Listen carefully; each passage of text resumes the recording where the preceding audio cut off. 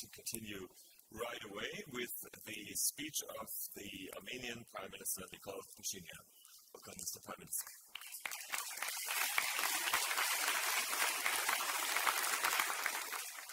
Thank you very much. Dear participants of the Copenhagen Democracy Summit, ladies and gentlemen, it is my honor and privilege to have this opportunity to share with you the challenges that Armenian democracy is facing. The good news is that democracy has indeed become a reality in Armenia. But what has changed for citizens of Armenia by real democracy? Before the 2018 Velvet Revolution, in our country, massive electoral frauds were the usual companions of elections. There was no trust among the citizens that there is a real chance for them to elect and form the parliament and government. Now the situation is totally different. Citizens know that they are powerful enough to decide. The two general elections that were held in Armenia after the Velvet Revolution have been acknowledged as democratic, free and competitive both by the Armenian society and the international community. Armenia made huge progress in strengthening the democratic institutions, an achievement which is very well reflected in various reputable democracy indexes.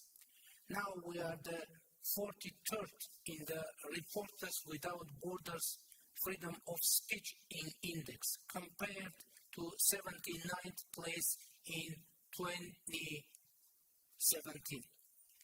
Categorized as having partially free internet in 2017 by Freedom House, now we enjoy the status of country with free internet.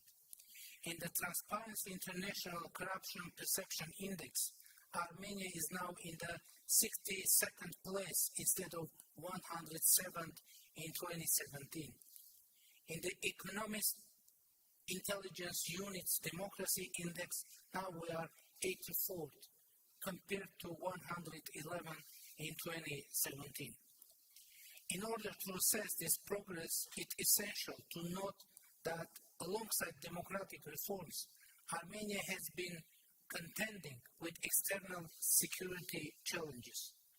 44 days war in Nagorno-Karabakh, invasion of Azerbaijani troops into sovereign territories of Armenia in 2021, in 2022, and occupation of more than 200 square kilometers of Armenian sovereign territories with the indifference and inaction of Collective Security Treaty Organization, the forced displacement of more than 100,000 Armenians from Nagorno-Karabakh have casted doubts among Armenian citizens whether democracy is the right choice or maybe democracy means less security.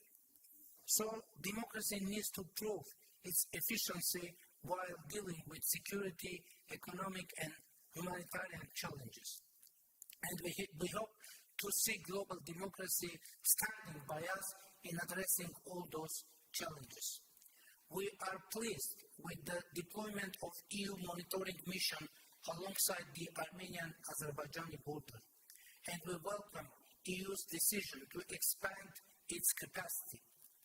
On the other hand, we hoped for inclusion of Armenia into the European Peace Facility, and in this regard, we rely on the support of EU member countries.